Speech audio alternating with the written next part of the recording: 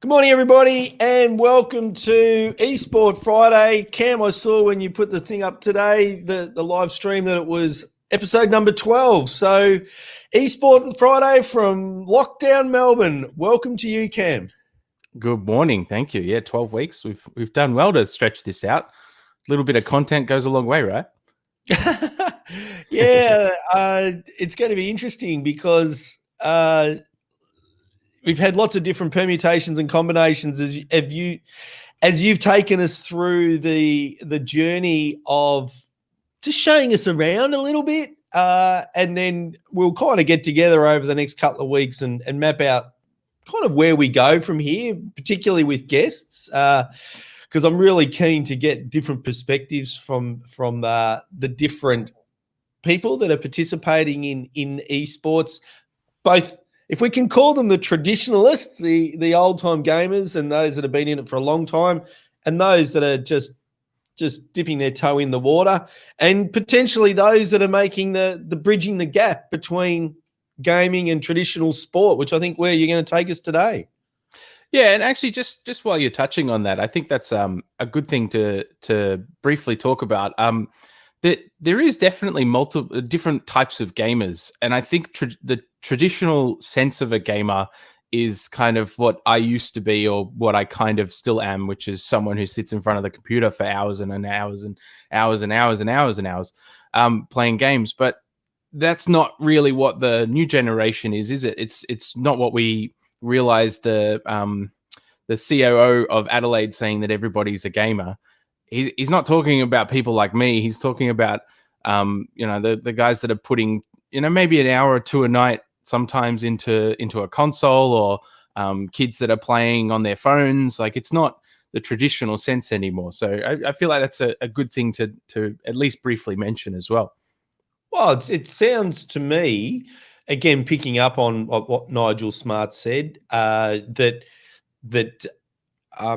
it's just becoming part of how not just the generation my age, but certainly the younger generation, it's just part of what they do. Like, it's no different to kicking a football after school. Back for me, it's now jumping on and gaming with your mates. It's just doing it virtually, and COVID kind of forces us to do that. So it's not a bad thing at all. Yeah, and the stats are saying that it's not a small thing either. I don't have it in front of me, but I did read an article the other week that was predicting that gamers will pass the 3 billion mark in the next couple of years. So on the planet, there'll be more than 3 billion people playing games. So it's not a small niche market anymore. The gamer, it's half the planet. So yeah, with that in mind, that's kind of what has driven me with the topic today. I read this great article which kind of gave me a bit of confirmation bias about what I already thought was happening in Formula One. And, other people are noticing it, so I can talk about it, which is that COVID has kind of pushed and driven some change in the Formula One scene, because what happens when you've got no fans, when nobody's able to come to to check out the race, like, everything changes. So Lando Norris is a Twitch streamer. He's been on Twitch for maybe 3 or 4 years, roughly, playing all sorts of games. He's been driving. He's been playing shoot 'em ups. He's even dabbled in a bit of Rocket League. It's pretty cool for me to be able to say that I'm vastly a better gamer at Rocket League than Lando Norris. But Lando Norris is actually also a professional Formula One driver who has just had his first podium in his second season in Formula One at the Austrian Grand Prix last weekend. So he's very much at the top of these two things. Lando Norris on Twitch with 500,000 followers. He's no small fish on Twitch as a gamer, but he is also one of the top drivers in the world in Formula One. So the two things are in existence together at the same time, where one person is excelling at two different forms of entertainment. one being an athletic sport and one being an online sport. Yeah, it's interesting. So, do you want to just take us through compare and contrast? As you know, over the last couple of weeks, I've been really interested to see what sort of content people are using to create their audiences, and 500,000 people is huge. But Ken, we've got a couple of people on. So if you're watching the live stream at any stage, just say hello, chuck your questions into the comments section, and we'll bring you into the conversation.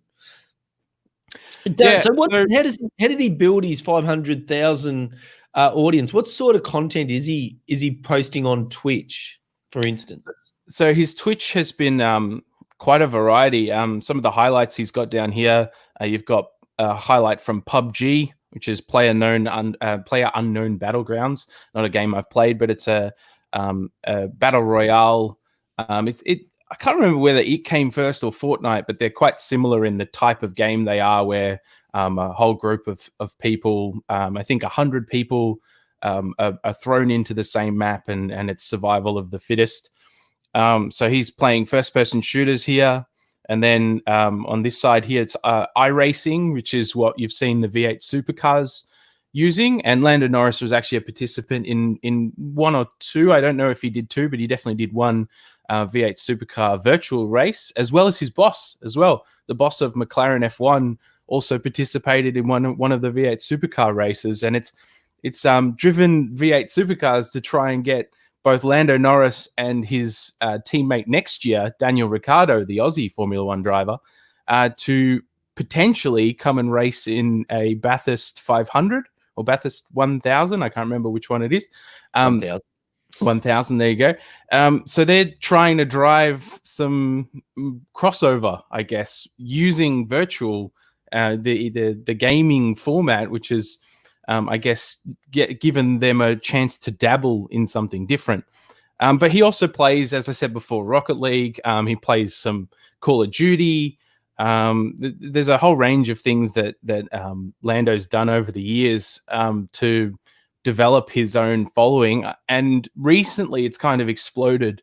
I think in his about, he calls himself a temporarily full-time streamer who drives Formula One every now and then. He hasn't had a chance to change this now that he's back driving Formula One. But with COVID coming down, and he was put into isolation with every other driver, he focused on Twitch. He drove his Twitch presence because he loves it. He has a great time gaming, and he has a great time interacting with his fans and his following.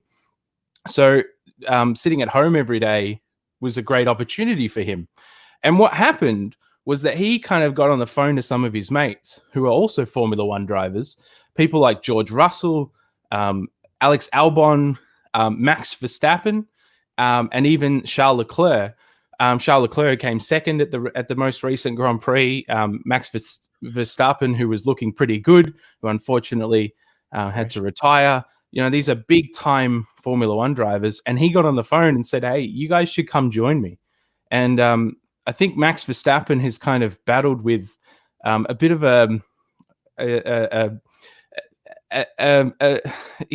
he's not the most approachable person.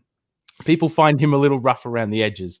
And this is kind of gaming and his streaming, which he didn't do anywhere near as often as Lando, kind of gave people a way to see and peek behind the curtain a bit and see what he's really like and make him feel a lot more approachable. Because he does kind of get the elbows out, and he's quite an aggressive driver. So people don't always have the best opinion of him as a person.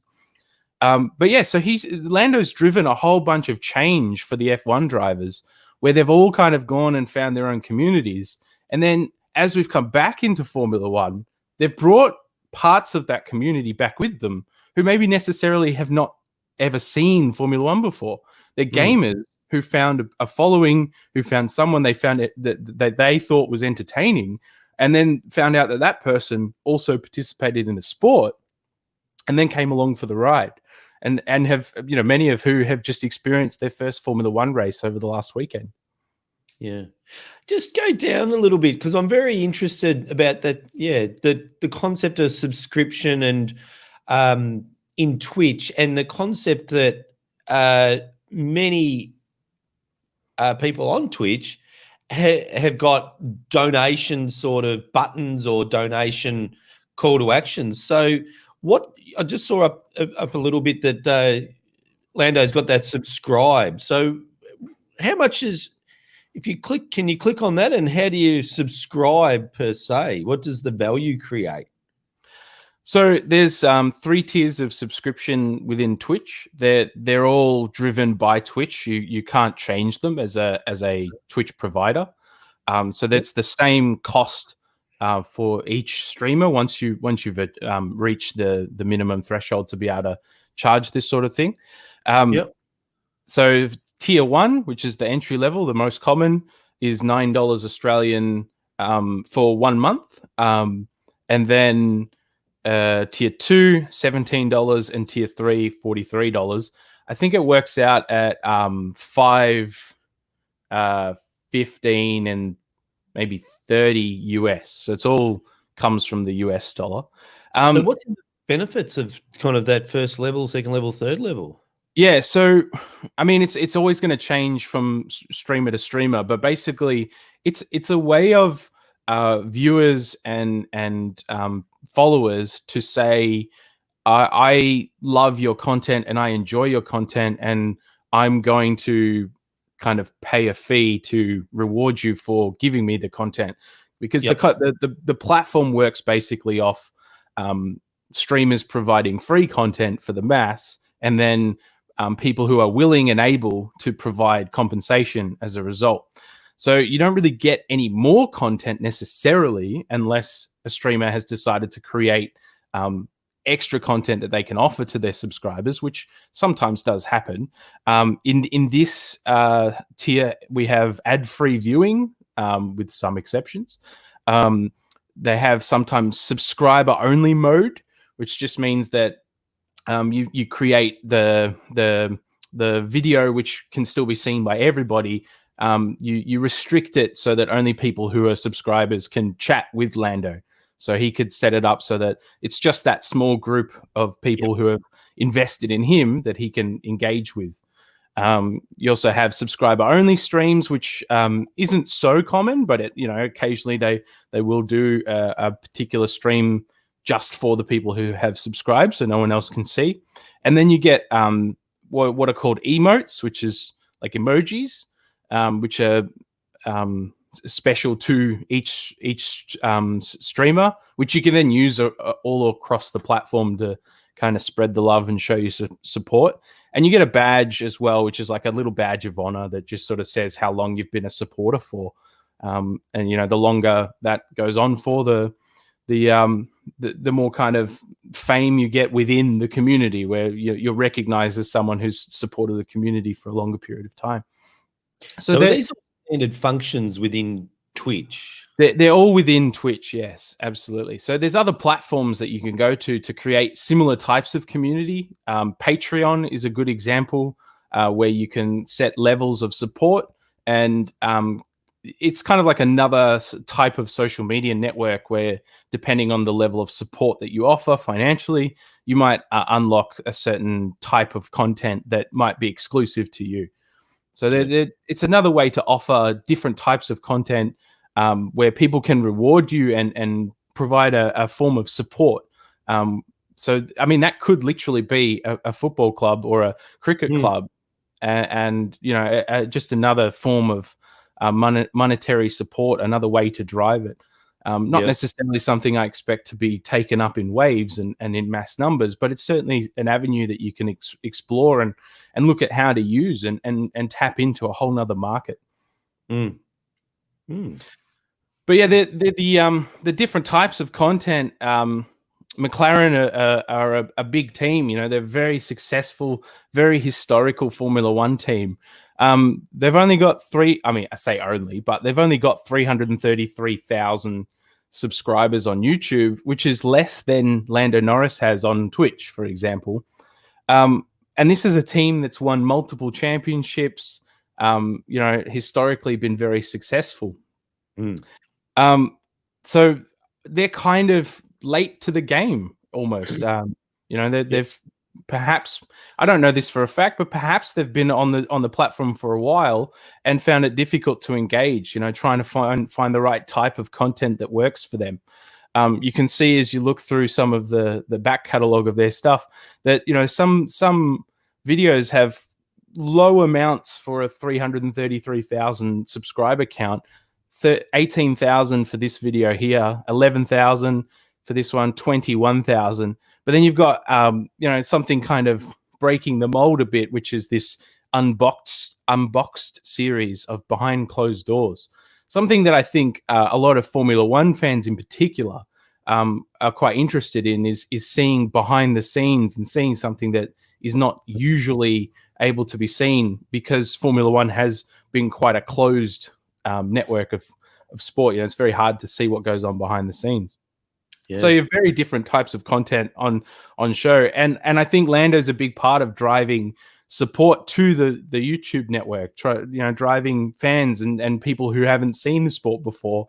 They're going to come here after they go to Lando and see a very different type of content. Lando as well on YouTube has more subscribers than his team, and he's 19 years old. He's only been in Formula One for 2 years. And only on the platform for a couple more than that. So he's built quite the following for someone that's not, multi-championship winning Lewis Hamilton that probably has a couple million. But he's doing a very good job at what he's doing. He's providing some insights that perhaps other people don't get to see. A couple of almost million views here. This one meeting Valentino Rossi, one of his heroes. There's almost 1 million views. So that's 3 times his subscribers. So there's nothing to say that your subscriber count is ever going to, limit what you're going to expose or who you're going to expose yourself to. So, YouTube's a really great platform for finding those sorts of audiences. And the whole point of why I wanted to talk about this was about trying to drive people to your sport, to your club, to your organization who might not necessarily have thought of you before or have heard of you before. So that's what I want to try and drive with content. It's not necessarily about showing everybody the same thing every week. Maybe the highlight package is something that you might do each week to show off what's happened on the field, but showing glimpses of behind the scenes, telling stories about your club. We know clubs are filled with awesome stories about volunteers and about things that happen at a club. So sharing them in a way that can give people insight into your club and things they might not see anywhere else is a great way to expose your club to a whole new audience. Yeah, absolutely. I mean, storytelling is from the cave dwellers sitting around the fireplace telling stories. It's how we interact. It's how we engage. It's how we educate. And it's as relevant today as it was back in prehistoric times. Do you want to just jump back into Lando's Twitch page for a tick, Cam? Because I've got a question. Go back to the video section.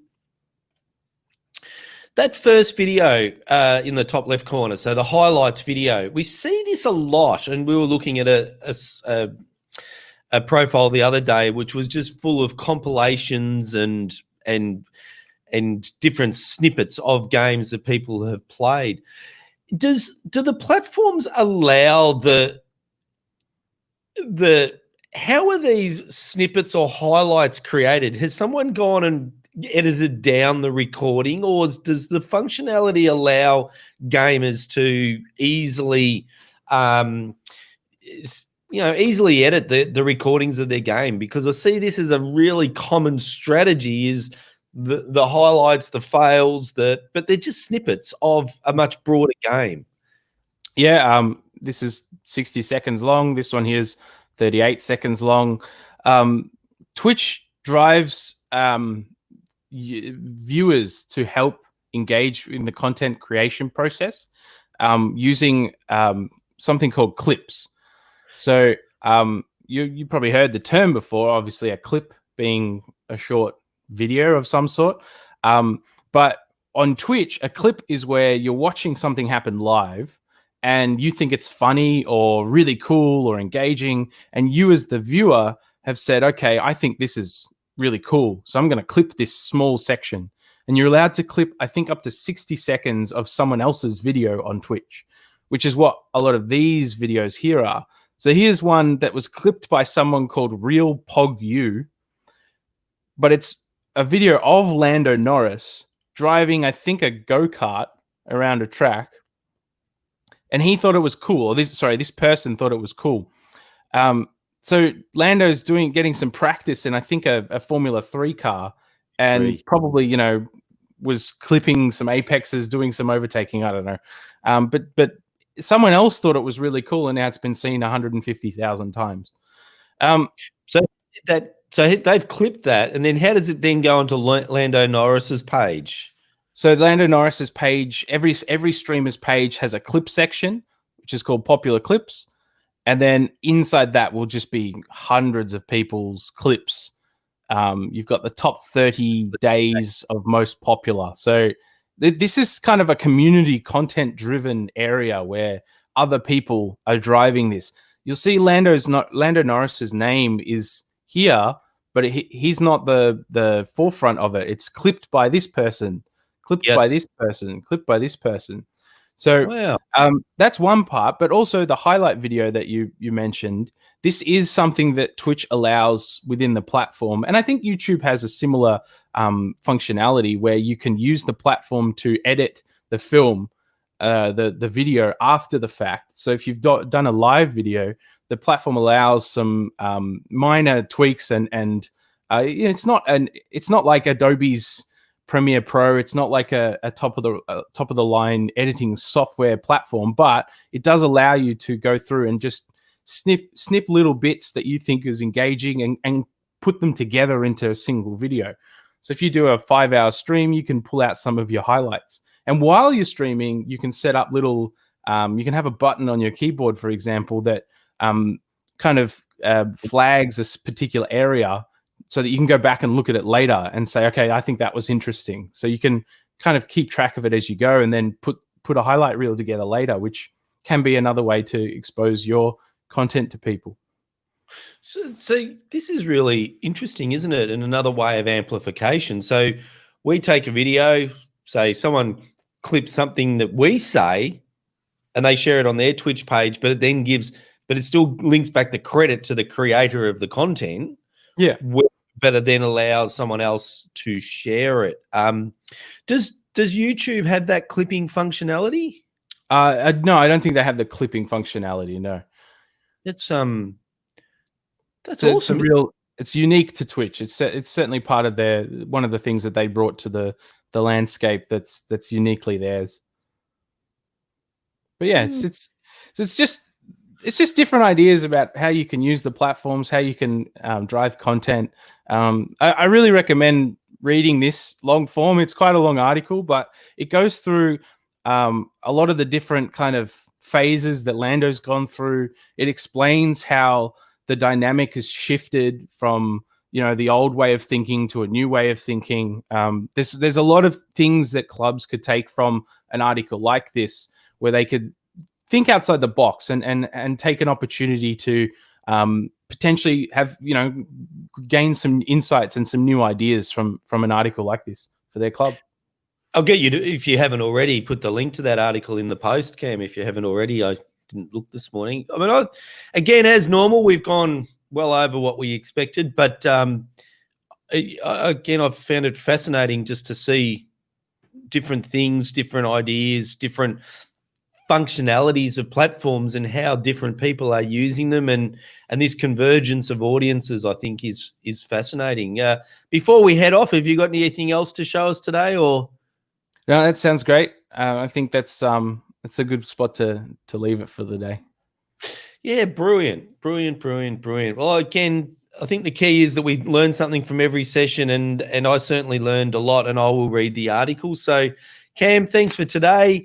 It's been a big week as we've introduced Doing Sport Differently Wednesday, or DSD Wednesday, maybe is a better slang term for it. But really a 5-week series in partnership with Vic Health, where we showcase a club that's doing sport differently, looking at engaging people differently to the way they've traditionally done, looking at engaging traditionally different audiences. So really excited. Next week on Wednesday, we're looking at how one club, the Frankston Stingrays Hockey Club, used the social format and a really modified sport format to attract both new and those that are from hockey but haven't been playing for, could be 10, 15, 20 years, back to the sport. Really amazing discussion that one will be.